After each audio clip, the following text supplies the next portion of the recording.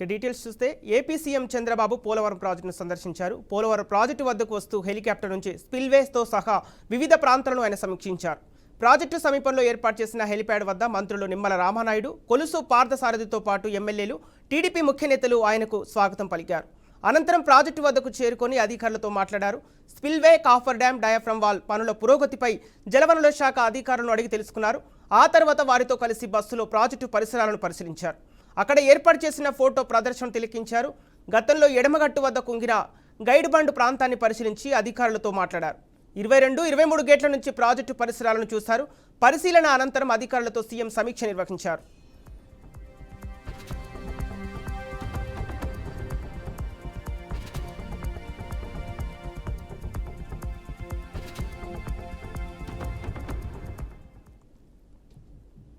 సీఎంగా చంద్రబాబు బాధ్యతలు స్వీకరించిన తర్వాత తొలి పర్యటన ఇదే. 2014-2019 మధ్య సోమవారాన్ని పోలవరంగా పిలుస్తూ క్రమం తప్పకుండా ప్రాజెక్టును సందర్శించి పనుల పురోగతిని పర్యవేక్షించారు. ఇక అదే తరహాలో ఇప్పుడు సోమవారం రోజునే ప్రాజెక్టు సందర్శన మొదలుపెట్టారు.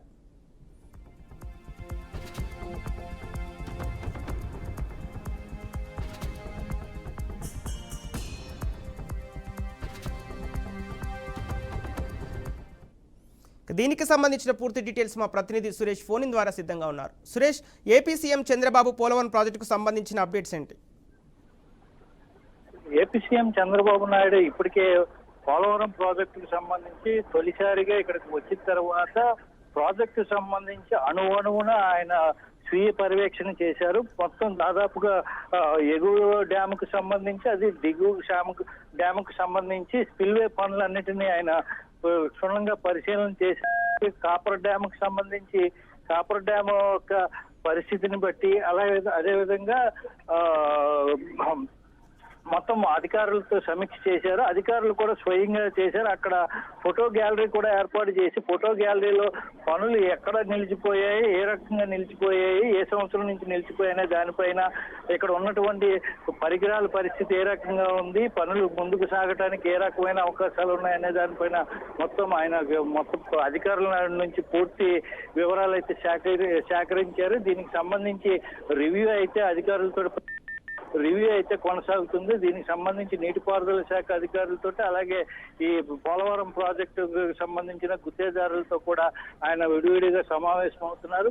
ఆ సమావేశంలో దీనికి సంబంధించి కీలక నిర్ణయాలు తీసుకునే అవకాశాలు అయితే స్పష్టంగా కనపడుతున్నాయి. ఎందుకంటే తెలుగువారి జీవనాడిగా తెలుగుదేశం పార్టీ ముందు నుంచి కూడా పోలవరం ప్రాజెక్టు విషయంలో చాలా క్షేత్రస్థాయిలో ముఖ్యమంత్రిగా చంద్రబాబు నాయుడు 2014 నుంచి 2019 వరకు కూడా పోలవరం పైన ఎక్కువ దృష్టి కేంద్రీకరించిన పరిస్థితి అయితే ఉంది. ఈ నేపథ్యంలో ఆయన స్వయంగా మొత్తం ఆయనకి గత 2014 నుంచి 2019 వరకు ప్రతి సోమవారం పోలవరం అనే పేరుతోటి ఇక్కడికి వచ్చి అణువున ఆయన తిరిగిన దాఖలాల నేపథ్యంలో అధికారులను అడిగే ఈ కాపర్ డ్యామ్ విషయంలో కానీ, అలాగే స్పిల్వే పనుల విషయంలో కానీ, అలాగే మొత్తం అన్ని దీనికి ప్రాజెక్టుకి సంబంధించిన వివరాలు అయితే మొత్తం అడిగి తెలుసుకుని, ఈ పనులు ఇక్కడ ఎందుకు నిలిచిపోయినాయనే దానిపైన కూడా అధికారులను అడిగి తెలుసుకున్నారు. అయితే గుత్తేదారులకి సంబంధించి 219 కోట్లు బకాయిలు ఉండిపోవడంతో ఆ పనులు నిలిచిపోయాయని, ఆ పనులు ఎంత బాకీలు ఉన్నాయి, ఎటువంటి బాకీలు ఉన్నాయనే దానిపైన సమీక్ష చేశారు. దీనిపైన పూర్తిగా అధికారులు నిర్లక్ష్యంగా వ్యవహరించడం పైన, అసలు ఈ 5 సంవత్సరాల్లో ఒక్క పని కూడా జరగకపోవడం వలన ఆయన అసహనాన్ని అయితే వ్యక్తం చేసిన పరిస్థితి అయితే ఉంది.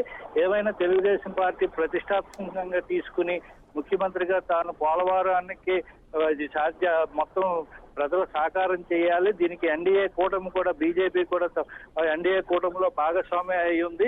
ఇప్పటికే జాతీయ హోదా ఉంది కాబట్టి జాతీయ హోదాకు సంబంధించి ఇప్పటికే కేంద్రం నుంచి నిధులు విడుదలయ్యే నేపథ్యంలో ఇప్పుడు బడ్జెట్ ఏ రకంగా దీనికి కేటాయించాలి, ఎంత వ్యయమవుతుంది, ఈ 5 ఏళ్లలో వ్యయానికి సంబంధించి ఏమైనా భారీగా వ్యత్యాసాలు పెరిగినాయా, లేకపోతే ఏ రకంగా ఉన్నాయనే దానిపైన మొత్తం అధికారులను అయితే అణువున ఆయన ఆరా తీసిన పరిస్థితి అయితే ఉంది.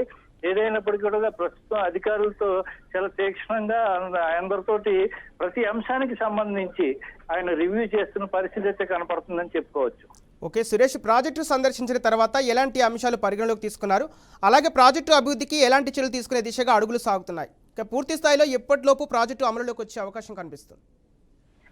ప్రధానంగా చూసుకుంటే తెలుగుదేశం ప్రభుత్వం అఖండ మెజారిటీ తోటి ఆ, గెలుపొందింది. ఆయన ముఖ్యమంత్రిగా ప్రమాణ స్వీకారం చేసిన మరి వారం రోజుల్లోనే పోలవరం ప్రాజెక్టు సందర్శనకు రావటం, తొలిసారిగా ముఖ్యమంత్రిగా హోదాలో తిరిగి ఇక్కడికి రావటం తోటి ఆయన అంటే ఈ ప్రాజెక్టు విషయంలో ఆయనకి మొత్తం దాని గురించి పూర్తిగా ఆయన పరిశీలనలో ఉన్నది. ఆయనకి అణువణువున ఈ ప్రాజెక్టు విషయంలో ఆయన గతంలో చేసిన పనుల విషయంలోనైతేనేమి సంబంధించిన పనులు ఏ రకంగా సాగినాయి అనే దానిపైన ఆయన పూర్తిగా అవగాహన ఉండటం తోటి అధికారులకి అంటే దాదాపు ఇప్పటికే ప్రాజెక్టు 70% పూర్తయిపోయింది. 70% పూర్తి, మిగిలిన 30% పనులు కూడా పూర్తి కావాల్సి ఉంది.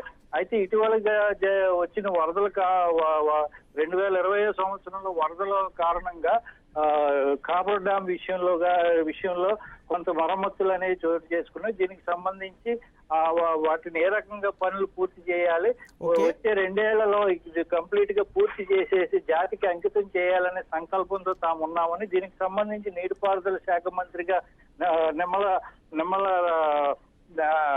నీటిపారుదల శాఖ మంత్రి కూడా రామానాయుడు కూడా చెప్పడం జరిగింది. ఇది ఎట్టి పరిస్థితుల్లో జాతికి అంకితం చేసేయాలి, వచ్చే 2 సంవత్సరాల్లో దీన్ని పూర్తిగా కంప్లీట్ చేసి మొత్తం రైతులకి ఇది జాతికి అంకితం చేయాల్సిన గురుతరమైనటువంటి బాధ్యత తామందరిపైన ఉందని చెప్పేసి ఆయన అప్పటికి చెప్పారు. ఇదే విధమైనటువంటి వైఖరి కూడా చంద్రబాబులోనూ స్పష్టంగా కనబడుతుంది. ఎందుకంటే మన్ను టెండర్ సైతం కూడా ఆయన అణువణువున దాదాపు 20 కిలోమీటర్ల పొడవుండే ఈ ఎగువ డ్యాము అలాగే దిగువ డ్యామ్ కు సంబంధించిన ప్రతి అంశాన్ని ఆయన క్షుణ్ణంగా పరిశీలించిన పరిస్థితి అయితే చూస్తుంటే okay right, thank you Suresh.